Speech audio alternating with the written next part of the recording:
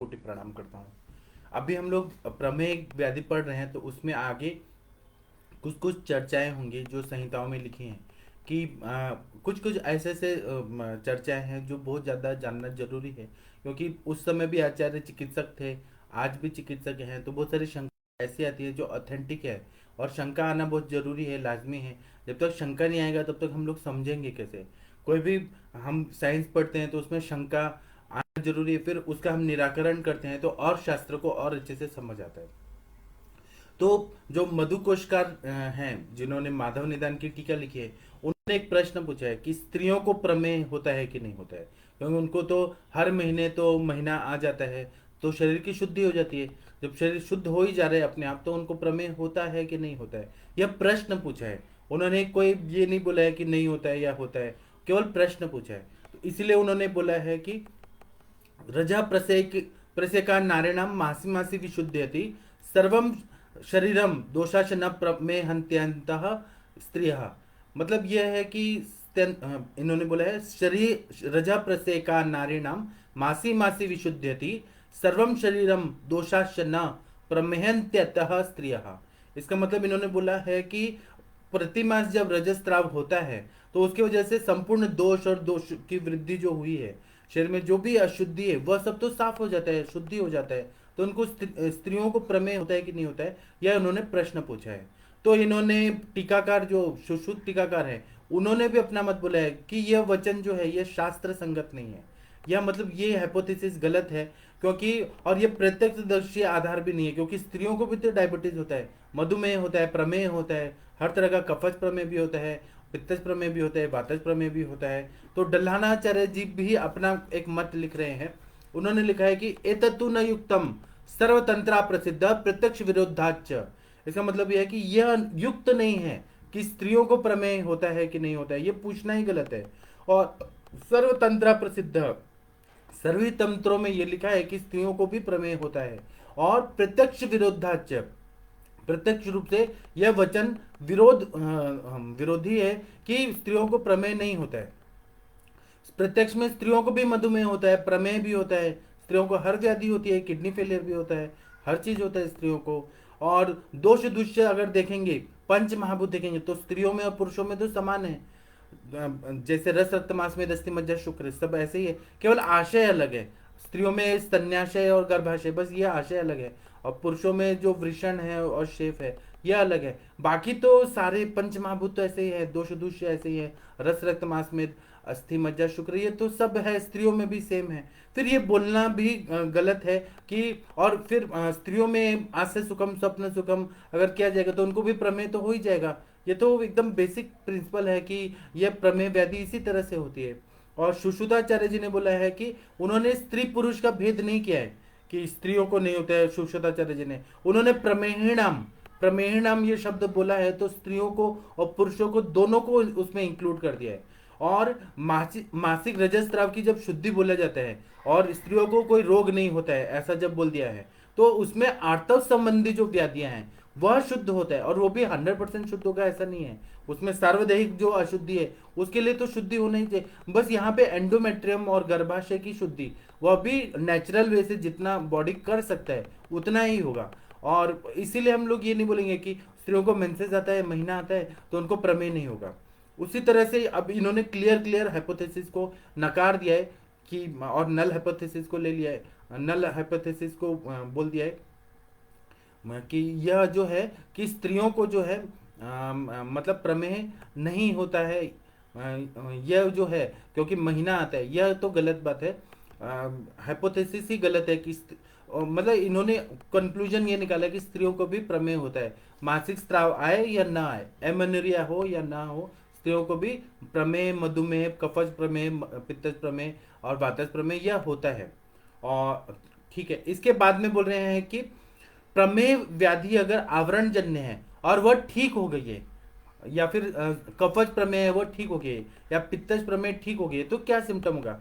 मधुमेह जो है वह तो ठीक नहीं होता है, वो तो असाध्य होता है। लेकिन अगर प्रमेह व्याधि दूसरी आगे की स्टेज अगर ठीक हो गए, किस तरह का मूत्र प्रवृत्ति आता है उसको जानना भी जरूरी है।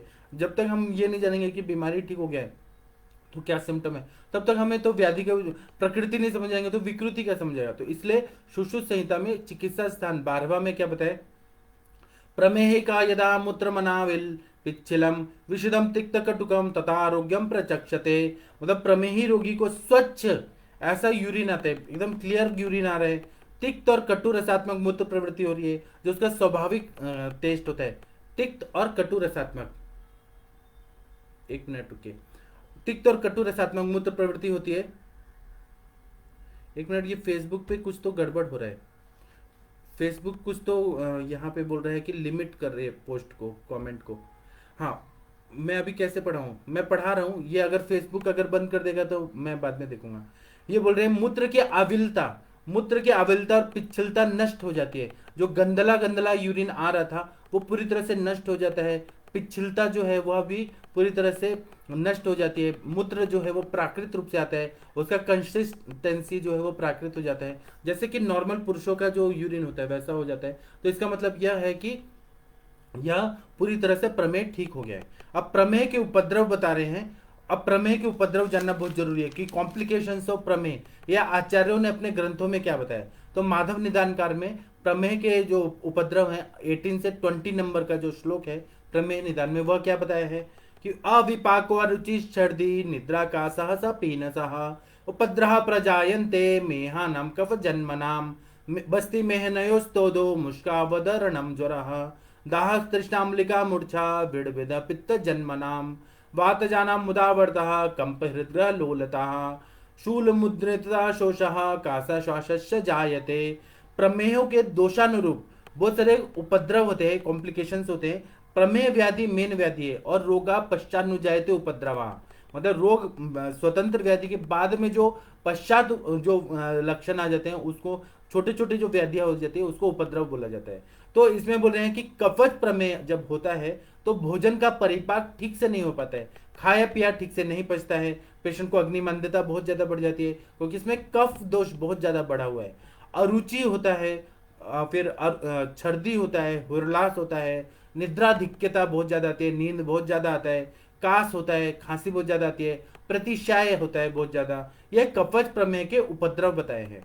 उसी तरह से पित्तज प्रमेय के उपद्रव क्या बता रहे हैं, तो इसमें बोल रहे हैं कि बस्ती में पीड़ा होती है, मेड्र में तोदवत पीड़ा होती है, वृषण प्रदेश में भेदनवत पीड़ा होती है, जिस तरह से भेद दिया है इस तरह से पीड़ा होती है। फिर दाह होता है, ज्वर होता है, तृष्णा होती है, बहुत प्यास लगता है, अम्लोदगार होता है, खट्टा ढकार आता है, मूर्छा होता है, अतिसार होता है। यह सब पित्तज प्रमेय के उपद्रव बताए हैं। जब भी आपके पास ऐसे पित्तज प्रमेय के उपद्रव वाले पेशेंट आए तो आप डायग्नोसिस कर दीजिए कि मेन व्याधि की क्या सिम्टम है और उपद्रव स्वरूप में क्या सिम्टम है। इसको डिफरेंशियल डायग्नोसिस करना बहुत जरूरी रहता है। इसी तरह से वातज प्रमेह का जो सिम्टम है, एक तो आविल मूत्रता बहुमूत्रता है, और वातज प्रमेह में वसा में, मज्जा में, मधु में, हस्ती में, तो ये है ही। और इसमें बहुत ज़्यादा बॉडी में ड्राइनेस आ ही रहा है और बहुत ज़्यादा रुक्षता बढ़ रही है, बहुत ज़्यादा बॉडी में पेन हो रहा है। लेकिन और उपद्रव स्वरूप में कॉम्प्लिकेशंस क्या हो रहे हैं, तो ग्रंथों में बोल रहे हैं कि उदावर्त वातजानम उदावर्तः कंप हृदय लोलता, कंपन होता है, शरीर कांपने लगता है बार बार। उसी तरह से हृदय रहता है, हृदय में जकड़ाहट बहुत ज्यादा हो जाती है। उसी तरह से सभी रसों की इच्छा होने लगती है। फिर शूल होता है, पेट दर्द होता है बहुत ज्यादा, निद्रा नाश होता है, शिराशूल भी हो सकता है, पूरा बॉडी में पेन हो सकता है, शोष होता है, शरीर सूखते जाता है, कास होता है, श्वास होता है, यह सब उपद्रव उत्पन्न हो जाते हैं। और सभी प्रकार के प्रमेह पीड़िकाओं में जो पीड़िकाएं जो होती हैं, मतलब जो डायबिटिक वुंड होते हैं, यह उपद्रव स्वरूप में ही आते हैं। सब तरह के उसके कॉम्प्लिकेशंस में अगर वो मासवस स्रोतस की तरफ दृष्टि जा रही है तो उसके वजह से पीड़िकाएं हो जाती हैं, डायबिटिक वुंड्स हो जाते हैं। उसको आयुर्वेद में सराविका, विनता, अलजी, कच्छपिका, इस तरह से अलग अलग उन्होंने नाम दिए। उसके बाद में प्रमेय पीड़िका पर हम लोग अब बाद में चर्चा करेंगे।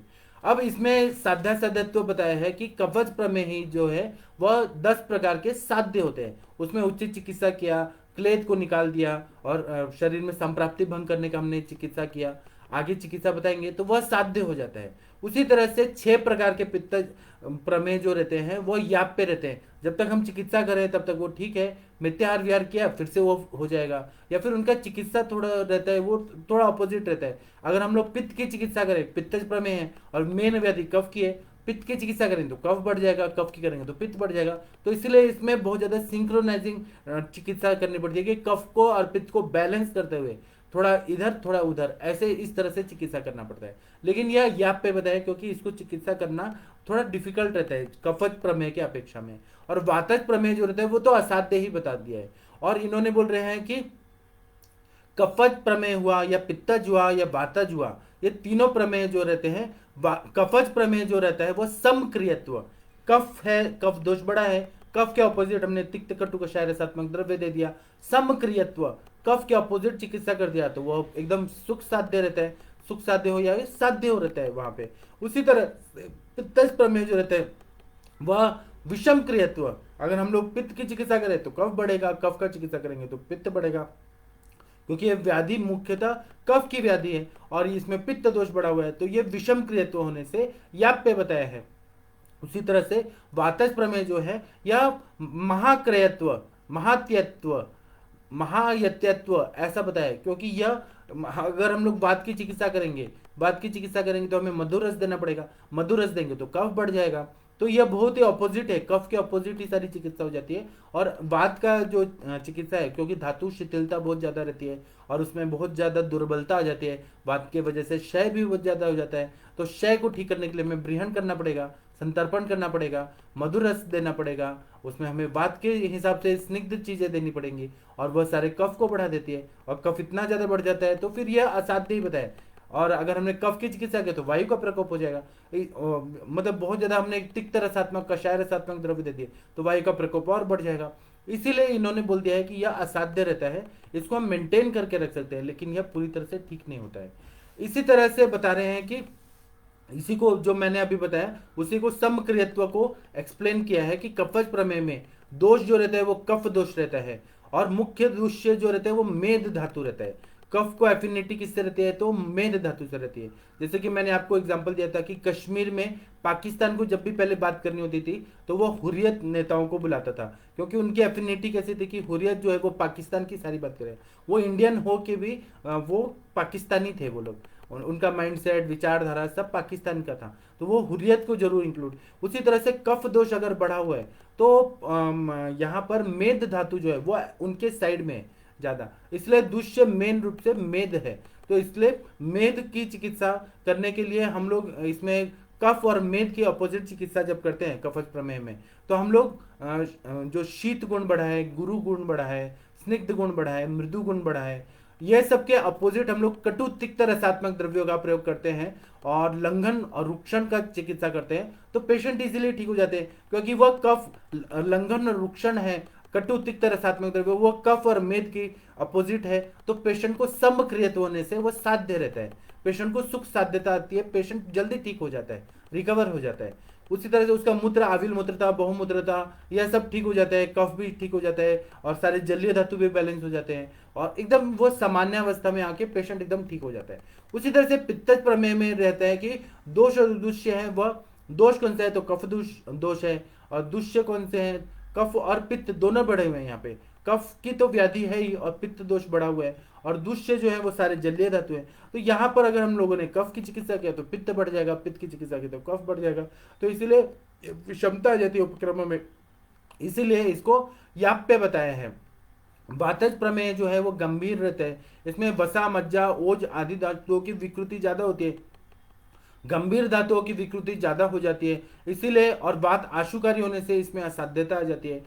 तो इसीलिए महात्यत्व, महात्यत्व ऐसा बोलता है, महात्यत्व ऐसा ये शब्द इन्होंने संस्कृत में यूज किया है कि इसको ठीक करना बहुत असंभव जैसा रहता है और इसीलिए ये असाध्य बतलाया है।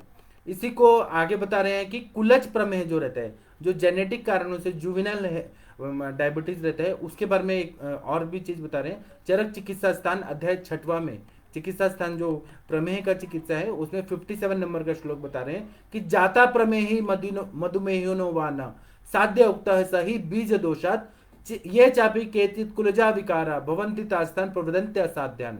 इसका मतलब यह है कि प्रमेह यदि बीज दोष से उत्पन्न हुआ है, माता पिता की बीज दोष से आया है, हेरिडेटरी कारणों से अगर आए हैं, माता को भी उसमें बीज दोष है, पिता को भी है, या एक केवल माता को भी है, और वह अगर उससे आए, बीज दोष की वजह से आए, तो असाध्य रहता है। इसी तरह से प्रमेय का ही नहीं, और भी बहुत सारी बीमारी रहती है, जैसे कि अस्थमा हो गया, उसी तरह से स्किन प्रॉब्लम रह गया, जो बीज दोष की वजह से आए। तो गर्भारंभक बीज अगर उसमें दुष्टि रहती है तो वह सारे रोग असाध्य बताए हैं।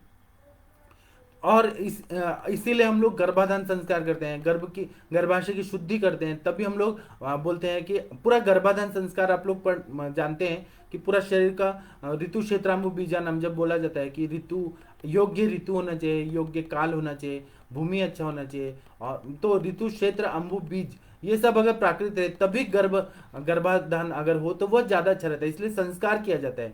तो फिर कोई व्याधि नहीं होती है। अगर बीज दृष्टि रहेगी तो बच्चे में जरूर आ जाती है।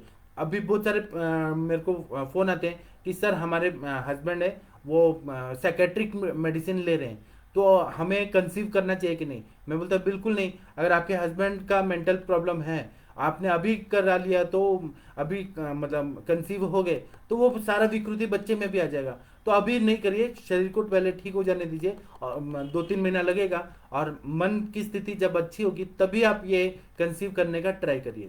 तो वो लोग बात में, और जो नहीं मानते उनको हो जाता है, और ये आचार्य लोग को मालूम था ये सारी बात, इसीलिए इन्होंने बोला है कि बीज दोष की शुद्धि होना बहुत जरूरी है। शुक्र और शोणित अगर अशुद्ध रहेंगे और उसमें दोष दुष्य समूर्चना रहेगी और वह प्राकृत नहीं रहेंगे तो उनके वजह से जो गर्भ होगा वो बच्चा भी विकृत होएगा। आजकल क्या है कि आजकल बच्चे जन्म लेते हैं, छोटे छोटे बच्चों को चश्मा लग जाता है, क्योंकि गर्भाधान संस्कार के बारे में बताया ही नहीं जाता है। अगर और फिर माता पिता को भी चश्मा है, बच्चों को भी चश्मा है, तो फिर ये इसीलिए तो गर्भाधान संस्कार का इतना ज्यादा महत्व है।